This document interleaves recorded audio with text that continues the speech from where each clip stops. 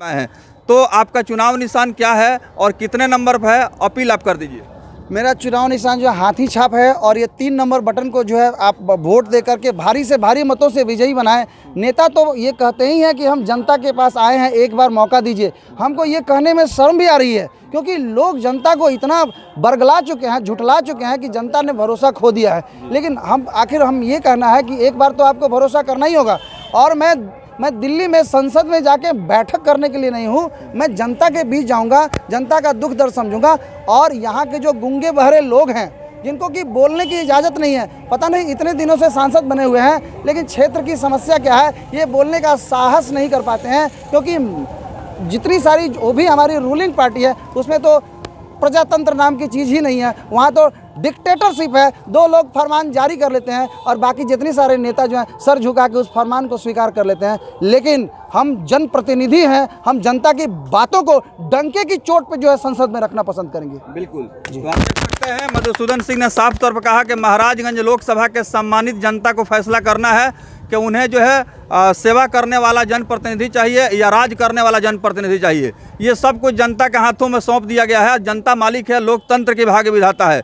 और ऐसे में मधुसूदन सिंह ने महाराजगंज को लेकर के जो इन्होंने बात रखी है, निश्चित रूप से इन बातों को अगर हम आकलन करें, विश्लेषण करें, मूल्यांकन करें तो कहा जा सकता है कि एक अलग डेवलपमेंट का विजन और मैनिफेस्टो लेकर के ये चुनाव के मैदान में आए हैं।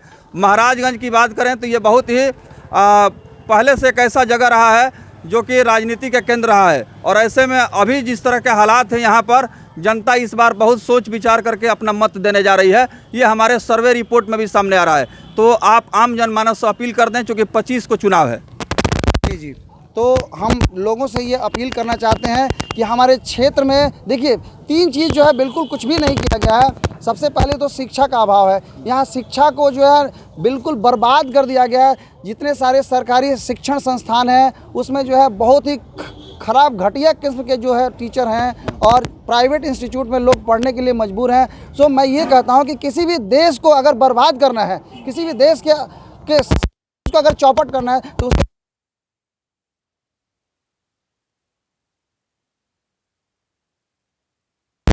टॉप स्टूडेंट्स को मैं पढ़ाता हूं, यहाँ पे कि रहना, खाना और पढ़ना जो है बिल्कुल ही मुफ्त है। लेकिन सवाल ये है कि कुछ टॉपर्स को पढ़ा देने से क्या हमारे राज्य का विकास हो जाएगा?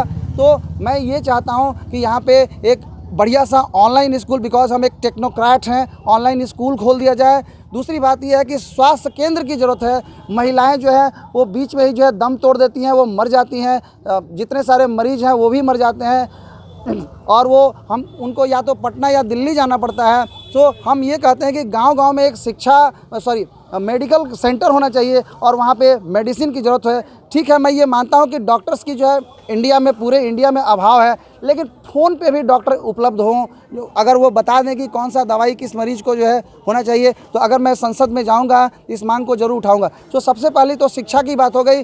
शिक्षा में मैं ऑनलाइन स्कूल खोलने की हमारी प्लानिंग है, बिकॉज़ जितने सारे स्टूडेंट्स आजकल घर घर में मोबाइल है, तो अगर बच्चे जो है ऑनलाइन स्कूल, देखिए यहाँ पे प्राइवेट स्कूल में कितनी कालाबाजारी है। गरीब लोग जो है सरकारी स्कूल में पढ़ने को मजबूर हैं। प्राइवेट स्कूल जब वो धंधा कर रहे हैं, वो पढ़ाई पे उसका उतना ध्यान नहीं है। वो कभी कागज़ कलम बेचते हैं, कभी बैग बेचते हैं, कभी टाई बेचते हैं बच्चों का, कभी जूते बेचते हैं। उनका पढ़ाने का ये है नहीं। और जो भी कैपेबल आदमी हैं, अमीर लोग तो इस खर्च को वहन कर पाते हैं, लेकिन हमारी गरीब जनता जो महंगाई की मारी हुई है वो त्रस्त है। इतनी ज़्यादा महंगाई को कर दिया गया इस देश में कि बहुत ही ज़्यादा। और दूसरी बात यह है कि हमारा इंटरनेशनल मार्केट में क्रूड ऑयल का प्राइस जो है बहुत कम है, लेकिन फिर भी ये सरकार, आप समझिए GST 18% लिया जा रहा है। शिक्षा में भी GST है। ये बताइए, पढ़ने में GST अगर लगाया जाए तो ये हमारे देश का बहुत ही दुर्भाग्य है। GST 18% का मतलब 1/5 का पार्टनर आप बना रहे हैं किसी कंपनी में, तो ये इतना ज़्यादा जो है, जिससे बिजनेसमैन जो है, व्यापारिक वर्ग भी जो है